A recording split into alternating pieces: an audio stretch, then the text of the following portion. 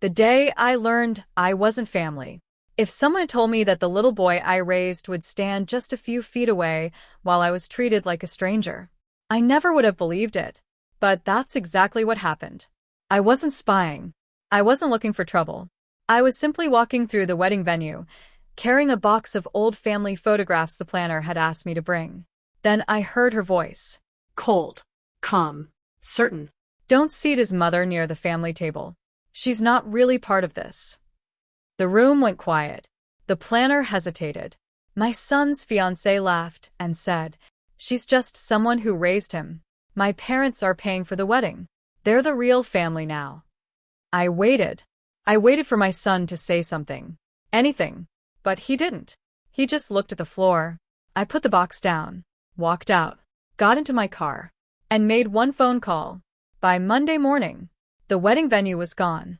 And, to this day, neither of them knows that it all started with the woman they thought didn't matter.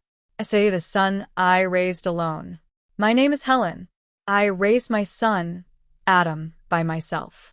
His father left when Adam was 5. There were years when I worked 2 jobs. I skipped birthdays for myself. I wore old clothes. I sold my grandmother's jewelry to pay for his college books. I never complained, because every mother believes one thing. One day, her child will remember. Adam was kind when he was younger. He would tell people, "My mom is my hero." But after he met Vanessa, things slowly changed. She came from money, expensive vacations, private schools, a family that believed money gave people value. At first, I ignored the little comments. "You still live in that old house. You actually cook every night? I can't believe Adam grew up like this." Adam would smile, awkwardly. Then he would change the subject. I kept telling myself, he's happy. That's all that matters. I was wrong. So the small signs nobody else saw. The wedding planning became strange. I wasn't invited to meetings. I wasn't asked for opinions. Family dinners happened without me. One day I learned that Vanessa's parents had introduced me as Adam's guardian, not his mother, his guardian. Adam apologized.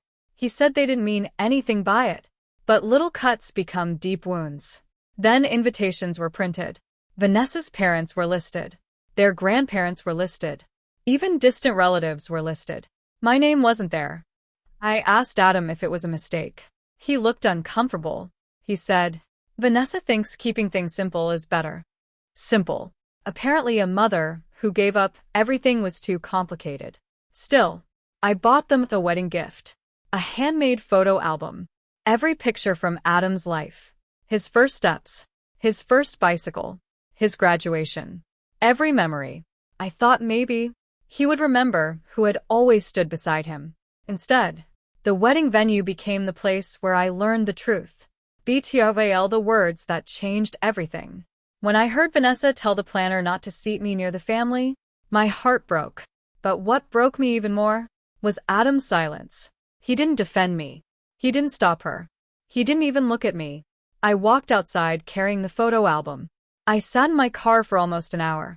I cried. Then I remembered something. 20 years earlier, an elderly man had helped me when Adam was sick. I had worked for him, taken care of his wife, helped save his family business during a difficult time. Before he passed away, he told me, "If you ever need anything, my family will always be there for you." I had never asked for a favor. Not once. But that night, I called his daughter. She now owned one of the biggest event companies in the state, and she happened to own the wedding venue. Revenge PL in one quiet decision. I never asked her to ruin the wedding. I simply told her what had happened. She was silent. Then she asked one question. "Is this really how they treated you?" I said yes. The next morning she called back. "Helen, our company has values. We don't support people who humiliate others. The contract allows us to cancel under certain circumstances." I thanked her. That was all. I didn't celebrate. I didn't smile. I simply accepted that actions have consequences. By Monday, the reservation was canceled. Vanessa's family was furious. They called lawyers. They blamed employees. They blamed bad luck. They blamed everyone except themselves. Then something unexpected happened. The planner contacted Adam privately. She told him exactly what Vanessa had said. She told him how I had stood there listening. She told him I had left in tears. For the first time, Adam understood what he had allowed to happen. CLX, the truth finally came out. 3 days later, Adam knocked on my door. He looked different, tired, ashamed. He held the photo album I had left behind. He said, "Mom, why didn't you tell me?" I looked at him and answered, "Because you were standing there." He couldn't speak. He admitted that Vanessa had slowly pushed me away. She said I embarrassed her. She said my background would ruin their image. And every time Adam stayed quiet, she became bolder. Then he told me something I never expected. When the venue was canceled, Vanessa blamed me in front of everyone. She called me selfish. Her own friends disagreed. The planner spoke up. Several guests walked out. The perfect image she had built started falling apart. Adam finally saw who she really was. The engagement ended that same week.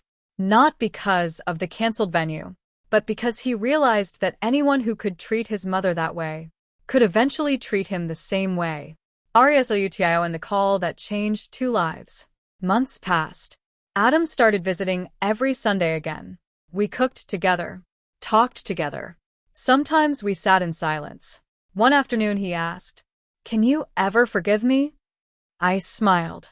I told him, "A mother never stops loving her child, but sometimes a child has to learn what love really looks like." He cried. So did I. The photo album now sits in his living room. The first page says, "Family isn't built by money. It's built by the people who stay." As for Vanessa, I never spoke to her again.